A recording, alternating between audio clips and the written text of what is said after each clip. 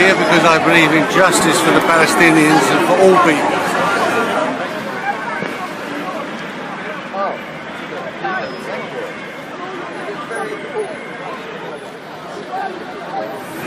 Come to reject the presence here of Mr. Netanyahu, who embodies the whole movement of Zionism, which is total heresy against Judaism. Zionism is total opposition to humanitarian values. It's an opposition to our beliefs, and we oppose it with all our heart and soul. That is why we're here today.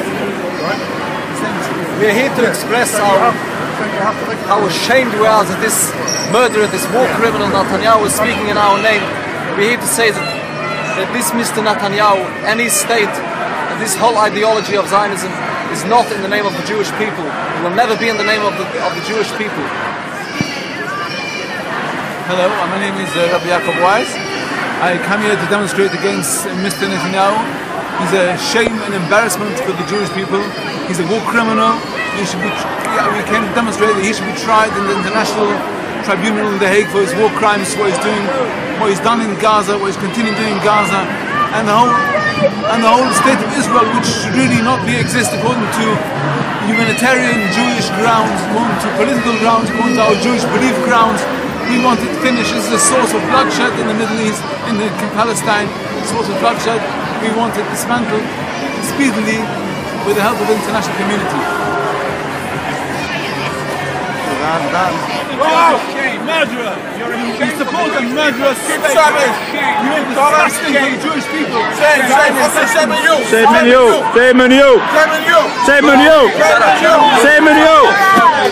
Chacun sait que c'est un journaliste autrichien qui s'appelait Theodor Herzl. Il a assisté à l'affaire Dreyfus. Il a dit « Je veux créer un État juif pour qu'il n'y ait plus jamais d'affaires comme celle-là ». Or aujourd'hui dans cet État, des affaires Dreyfus, il y en a tous les jours et encore pire que ça. Donc l'existence de cet État elle est totalement injustifiée. Maintenant, il faut analyser les choses plus en profondeur. Dans la Torah, c'est écrit qu'au moment de la destruction du second temple, Dieu, du fait de la haine gratuite qui régnait entre nous les Juifs, j'étais en train d'expliquer, chacun sait que le second temple de Jérusalem a été détruit. Pour quelle raison Dieu l'a détruit? J'ai quelque chose que je suis un peu gêné de dire, mais c'est pas grave si on m'écoute jusqu'au bout. Il existait une haine gratuite entre nous et Dieu avait décidé de nous exterminer totalement. Au lieu de nous exterminer totalement, il a dit « Je vais détruire le second temple de Jérusalem et je vais vous exiler parmi les peuples, parmi les nations du monde. » Et c'était la condition. Dieu a dit « Je vous exile parmi les nations du monde, je détruis le temple. » Et c'est la condition pour que j'annule mon décret d'extermination.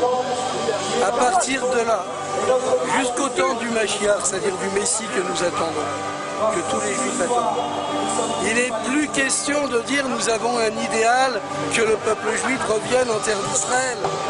C'est totalement absurde, puisque la condition pour que Dieu annule son décret d'extermination était que vous acceptiez, avec amour d'ailleurs, le fait d'être exilé. Et Dieu nous a promis, si vous vous comportez comme je vous le demande, il ne vous arrivera rien parmi les goïms. Goïms, ça veut dire parmi les nations.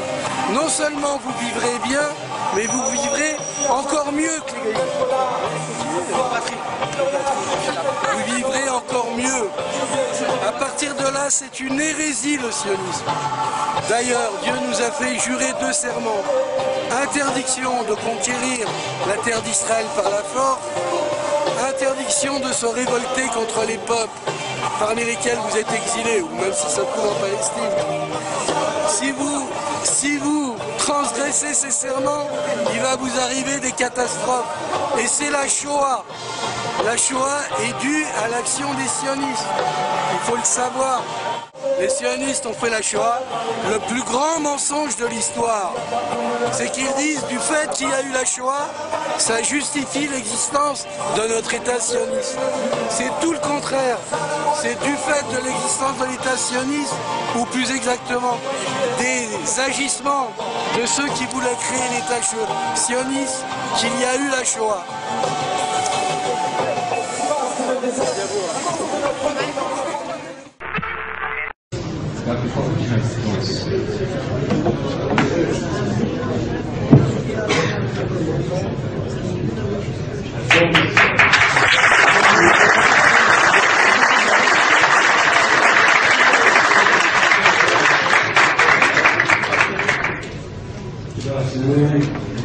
I pray to the Almighty that my words this afternoon should be true in their content and in their conclusion.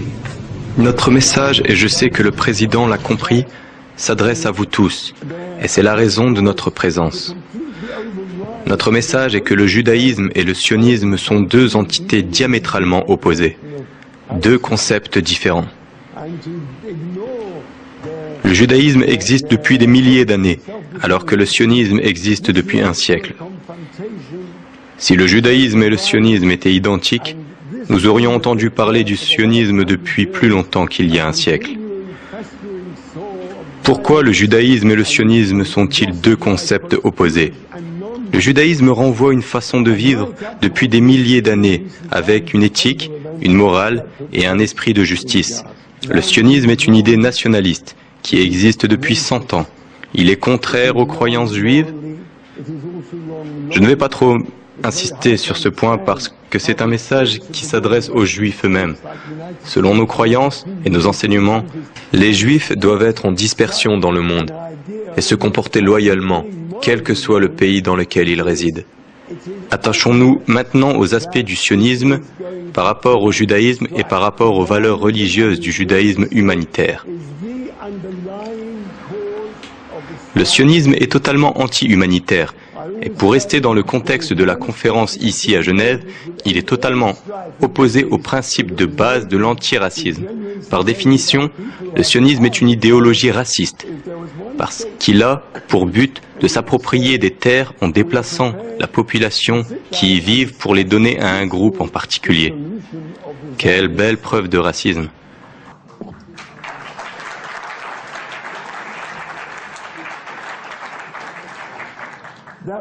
Le judaïsme prêche la compassion et le respect pour les voisins, le respect de ce qu'ils possèdent, le respect de leur demeure et bien sûr de leur vie. Le sionisme est complètement opposé au judaïsme.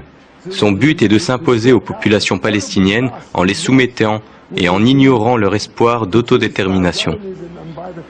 Tout ceci a conduit à la violence à laquelle nous assistons depuis un siècle avec la mort des juifs et des non-juifs. Le sionisme est une idéologie raciste qui a tort d'un point de vue moral et logique. Il est très difficile de comprendre comment des pays occidentaux comme les États-Unis, la Grande-Bretagne ou l'Europe peuvent appuyer une telle idéologie. Il est évident que cette situation va engendrer des tensions. Le sionisme et Israël sont responsables des tensions au Proche-Orient. J'ai toujours dit qu'il n'y a qu'un seul pas à faire pour que les tensions disparaissent au Moyen-Orient, à condition que ce pas soit fait sincèrement par ceux qui détiennent le pouvoir et qu'ils se disent prêts à s'asseoir et discuter sincèrement d'une solution de paix dans l'État sioniste. Les choses changeront. Les choses changeront en une nuit. Je vous assure que toute violence s'arrêtera. Il y aura beaucoup à faire pour sortir de cette situation générée par le sionisme et par les pays qui ont appuyé le sionisme. Mais avec la volonté de l'Occident, au lieu de dépenser son argent pour acheter des armes, devrait utiliser cet argent pour aider les Palestiniens à se réorganiser. Plus rien n'empêcherait la Palestine de retrouver la paix. Je prie pour que le régime sioniste soit remplacé par un régime en accord avec les aspirations des Palestiniens. Quelle que soit la forme de ce régime, ce sera aux populations palestiniennes d'en décider. Les Juifs, les Arabes, les chrétiens et les musulmans pourront vivre en paix comme ils l'ont fait pendant des générations. Les sionistes ne représentent pas les juifs. Ils n'ont pas le droit de représenter les juifs. L'antisionisme n'est pas l'antisémitisme. Je prie, comme je l'ai dit précédemment, pour que la paix soit la solution de l'État sioniste, pour qu'elle soit rapidement adoptée et révélée au monde, et que le monde puisse vivre ensemble en paix.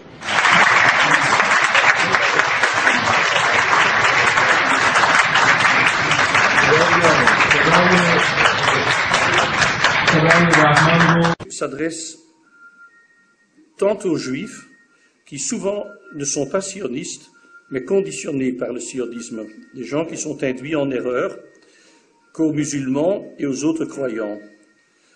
Nos deux foi, judaïsme et islam, nos deux religions, ont certes chacune leur spécificité et leur particularité, et il n'y a aucun intérêt d'en faire un amalgame.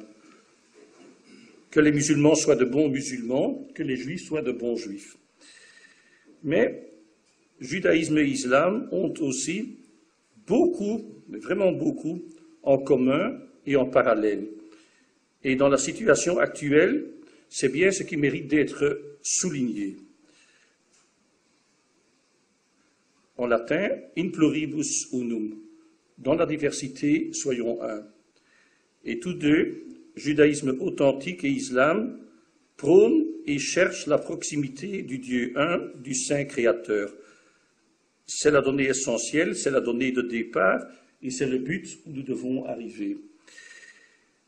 Historiquement, dans les pays à domination islamique, et cependant des siècles, les communautés juives ont généralement bénéficié de la protection de l'autorité et la bonne entente entre juifs et musulmans régnait. Les croisades sont venues de France, sont venues d'Europe. Brûler le Talmud s'est passé en Europe. Et pendant toute cette période, les Juifs ont connu dans les pays d'islam la protection et la bienveillance. Lors de la Reconquista en Espagne, c'est la Turquie qui a ouvert, qui a même envoyé des bateaux à l'encontre des Juifs pour nous accueillir. En Palestine, sous la domination ottomane, la bonne entente entre nous a toujours réglé. Et c'est le sionisme, cet ennemi de la Torah, qui est venu gravement perturber ces relations harmonieuses en s'affiliant aux grandes puissances, aux puissances impérialistes, en vue de conquérir la Palestine et de la transformer en entité sioniste, dite avant-poste du monde libre. De nos jours, dans la plupart des pays occidentaux, qui sont soit dominés, soit alliés à l'impérialisme américain, se déchaîne la diffamation de l'islam et la discrimination des musulmans. Nous ne pouvons pas nous taire. Cela rappelle dangereusement la judéophobie et la persécution des Juifs entre les deux guerres mondiales. Et rien que ce fait devrait appeler les Juifs non seulement à la vigilance, car après les musulmans, ils pourraient bien être les suivants. On ne sait pas où est-ce que le totalitarisme s'arrête. Ils pourraient bien être les victimes suivantes, que Dieu nous protège. Mais surtout, l'esprit de droiture, de justice, de générosité humaine devrait faire que nous nous solidarisions avec nos frères et sœurs musulmans des pays occidentaux. À noter que l'islamophobie n'est pas uniquement un exutoire de l'extrême droite dépositaire du nazisme. Elle provient bien plutôt du fascisme à col blanc, de milieux libéraux qui se disent bien pensants. Je pense à la présidence française, liés au néoconservatisme américain et au lobby sioniste au pluriel. Elle se manifeste aussi par la subtilité, par le sophisme, d'opposer un soi-disant islam occidental éclairé à ce qu'ils appellent l'islam terroriste. Cette hypocrisie est utilisée par les ennemis de toutes les religions, sauf si celles-ci sont un opium pour le peuple au service de l'impérialisme. Certains sectes que nous pourrons peut-être nommer avec leur nom tout à l'heure. Deuxième complexe, ensuite, il y a bien sûr la cause palestinienne qui devrait unir le judaïsme de la Torah et l'islam. Au moment du décès de Yasser Arafat, 4 rabbins ultra-orthodoxes viennent à Paris se recueillir devant la dépouille du président défunt. Leurs paroles, politiquement très incorrectes, ne trouvant aucun lieu pour s'exprimer, Dieudonné, au nom de la liberté d'expression, leur propose son théâtre pour une conférence de presse. Alors ceci n'est pas un sketch, hein, pas confondre. Quelques rares journalistes y assistent, pas un article n'a été publié.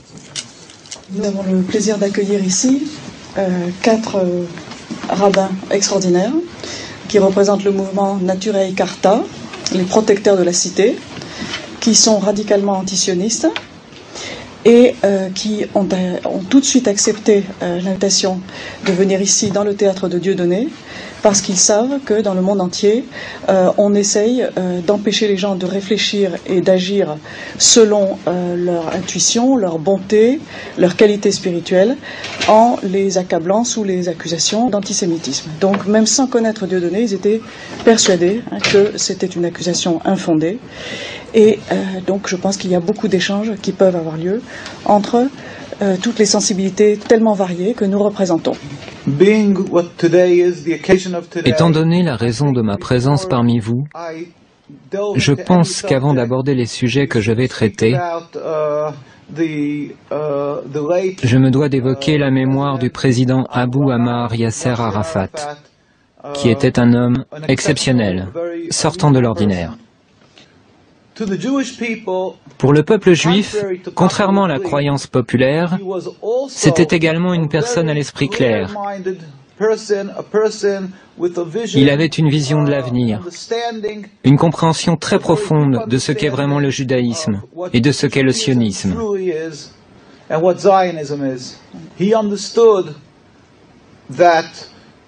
Il avait compris que le judaïsme est une sainte religion, plurimillénaire. Et il n'avait absolument aucune forme d'animosité, d'une quelconque façon, à l'encontre du judaïsme ou du peuple juif. Au contraire, il savait que le sionisme est très différent. C'est ce que j'expliquerai brièvement. Les sionistes, bien entendu, le dépeignirent sous les traits d'un antisémite, comme ils le font de n'importe qui, en Europe ou ailleurs dans le monde, qui tenterait de se dresser contre l'État criminel d'Israël et contre les agissements criminels qui émanent de l'État d'Israël. Ils affirment de manière automatique que cet opposant est antisémite, afin d'étouffer son opposition en la faisant passer pour une lutte contre Dieu. Ils donnent à croire que toute personne qui s'oppose au sionisme et à Israël serait quelqu'un qui blasphémerait la Bible et nourrirait de la haine envers les Juifs. Maintenant, je vais vous expliquer brièvement ce qu'est le sionisme. Comme je vous l'ai dit, le judaïsme est une religion plurimillénaire. Elle remonte aux patriarches Abraham, Isaac et Jacob. Le sionisme est à peine centenaire, créé par Theodor Herzl et ses amis, des gens totalement athées, des gens qui étaient totalement étrangers à la religion, qui détestaient la religion. D'après la croyance juive, depuis la destruction du Temple il y a près de 2000 ans, c'est-à-dire depuis l'exil du peuple juif, Dieu a fait jurer au peuple juif de ne point tenter de retourner en masse sur la terre d'Israël.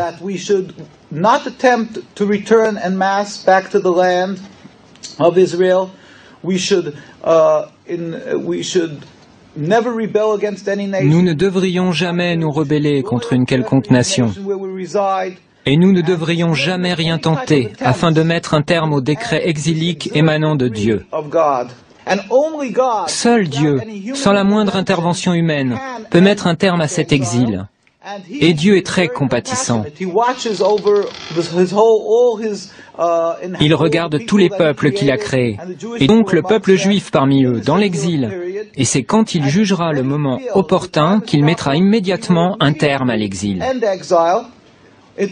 Il se produira alors une révolution métaphysique dans le monde, le monde entier reconnaîtra qu'il n'y a qu'un seul Dieu et il le servira, rassemblé dans l'harmonie et la paix. Nous n'utiliserons pas les armes, ni ne lancerons une offensive militaire pour convaincre les gens qu'il n'y a qu'un Dieu unique. Simplement, nous nous lèverons tous ensemble pour servir Dieu, ce à quoi un juif aspire, ce qu'il espère, ce pourquoi il prie. À l'époque, au début du sionisme, à ses prémices, les rabbins se sont insurgés unanimement. Ils protestaient, disant « C'est un blasphème, c'est de la rébellion contre Dieu. Si cette idéologie est mise en application, nous en souffrirons terriblement. » Malheureusement, les sionistes ont réussi. Tout d'abord, ils voulurent aller en Ouganda. Là-bas, il y avait des terres vierges, mais ils comprirent que la nation juive ne les suivrait pas. Aussi se jouèrent-ils et abusèrent-ils des espoirs et des aspirations que pouvait entretenir tout juif à retourner à Jérusalem, et ils leur dirent « Nous sommes en train de vivre les prémices de la rédemption. Viens, suis-nous, retournons ensemble sur la terre d'Israël. » S'appuyant sur l'ignorance des multitudes non-juives dans le monde entier, ils abusèrent de leur compassion, escomptant qu'elle prendrait pour argent comptant ce que dit la Bible, à savoir que cette terre appartient aux Juifs, et diraient qu'on leur donne la terre. Ils ont utilisé ces sentiments afin de poursuivre leur entreprise, de marquer des points sur le terrain, dans l'objectif de s'accaparer la Palestine.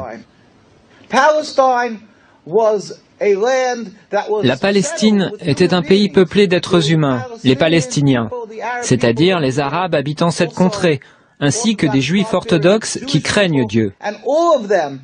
Et tous dirent comme un seul homme, « Nous ne voulons pas d'un État d'Israël, nous ne voulons pas de ça. » Et étant donné que les sionistes ont usurpé la terre, qu'ils sont allés en Palestine et qu'ils l'ont volée au peuple palestinien, ils ont soumis ce peuple par la force des armes, puis ils l'ont expulsé. C'est là une seconde grande tragédie, une transgression, une rébellion contre Dieu, un agissement criminel contre Dieu. Et tous les rabbins étaient contre ces exactions. Ils étaient ulcérés, révoltés par ce que ces juifs non religieux, ces sionistes, avaient fait. Je terminerai par ceci. Je tiens à dire simplement que les sionistes, bien loin d'être les protecteurs des Juifs et les garants d'un havre de sécurité pour eux, sont en réalité les principaux responsables de l'antisémitisme dans l'ensemble du monde. Là où l'antisémitisme n'existe pas, les sionistes le fabriquent. Ils sont les principaux responsables des dissensions et de la haine envers les Juifs dans le monde entier. Nous prions.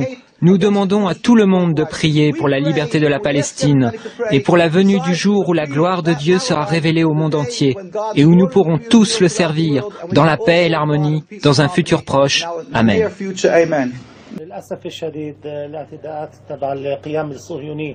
الجيش تبع القيام الصهيوني ضد الشعب اللبناني ضد الدولة المستقلة اللبنانية وضد السكان خاصة ضد السكان جنوب لبنان. هذه جريمة حرب، هذه جرائم حرب. هذه الحرب هي نتيجة غفت الصهيوني بالاعتراف بالحقوق الوطنية الفلسطينية في فلسطين، وبالإضافة هم بينفذوا حرب ضد المسلمين ضد الفلسطينيين في غزة وفي الضفة الغربية وفي القدس الشريف، وبالإضافة هلا بدهم يحتلوا جنوب لبنان. الهدف تبعهم هي كل المسلمين كل العرب سوف يكونوا تحت السيطرة تبعهم. أولا نحن ندين الاختطاف الحكومة الشرعية الفلسطينية اللي هذول الممثلين الشعب الفلسطيني نجحوا بالانتخابات الأخيرة للمجلس التشريعي الفلسطيني. نعم. وهذه الانتخابات كانت قانونية تحت السيطرة تحت إشراف تبع مراقبين دوليين، وهذا الاختطاف تبع الممثلين ابناء الشعب الفلسطيني هو غير شرعي وضد القانون الدولي. أنا شخصيا أنا استقبلت مع رئيس المجلس التشريعي الأستاذ عزيز دويك الله يحييه، هو حكى معنا اللي أبناء الشعب الفلسطيني بشكل خاص وكل المسلمين فيش عندهم أي شيء ضد اليهود بشكل عام، بالعكس هو ذكر اللي بالوقت اللي المسيحيين ذبحوا بأبناء الشعب اليهودي في أوروبا من حملهم المسلمين في الأتراك المسلمين الأتراك وفي فلسطين خاصة. وقال لي إذا إن شاء الله لما سوف يكون تفكيك سلمي تبع القيام الصهيوني المحتل في فلسطين، نحن نعيش مع بعض تحت جناح المسلمين في الاحترام بالسلام وبالتعايش تحت سلطة إسلامية مثل ما كان قبل 100 سنة إن شاء الله. بالنسبة للدين اليهودي نحن لم نعتبر تلك هذول اليهود كيهود. الصهيوني هو كافر لأنه هو ما بيعترف بالأمر الإلهي اللي مكتوب بالتوراة. يا أختي حبيبتي، أول شيء أنت لازم تعرفي الحياة تبع يعود تحت الجناح العرب وتحت السلطة الإسلامية. هذا مش إشي جديد. نحن كنا عايشين مع بعض بسلام وبالتعايش تحت الملك الكبير الخليف عمر بن الخطاب والخليف المأمون والخليف عمر علي ابن أبو طالب. وكما في حياة النبي محمد كمان نحن كنا عايشين في السعودية مع بعض مع المسلمين بالتعايش. هذا مش شيء جديد. الصهيونية العالمية بتجيب لي هذا شيء جديد اللي اليهودي مش راح يقدر يعيش تحت السلطة عربية. بس أنا لازم أذكر لك في مغرب، في دولة مغرب في 25,000 يهود عايشين بالسلام وبالتعايش مع سكان المغرب تحت سيطرة تحت سلطة عربية إسلامية. وأنا لسه ما خلصتوش. في اليمن في حوالي 1000 يهودي اللي عايشين في اليمن تحت البريزيدنت علي عبد الله أبو صالح الله يحييه. وفي إيران الجمهورية إيران تحت سيطرة الملك أحمد النجاد عايشين 25,000 يهود الرئيس ليس ملكا بالسلام وبالتعايش. انتم بتفكروا هذا شيء غريب. هذا مش شيء غريب. نحن نتمنى ليكون تفكيك سلمي تبع الدولة الصهيونية، وإن شاء الله سوف تكون دولة فلسطينية مستقلة اللي هم يحطوا العالم الفلسطيني على الحرم الشريف. والفلسطينيين بكل فرصة بيقولوا لنا نحن سوف نعيش معكم مثل ما كان قبل الغزو الصهيوني للفلسطينيين.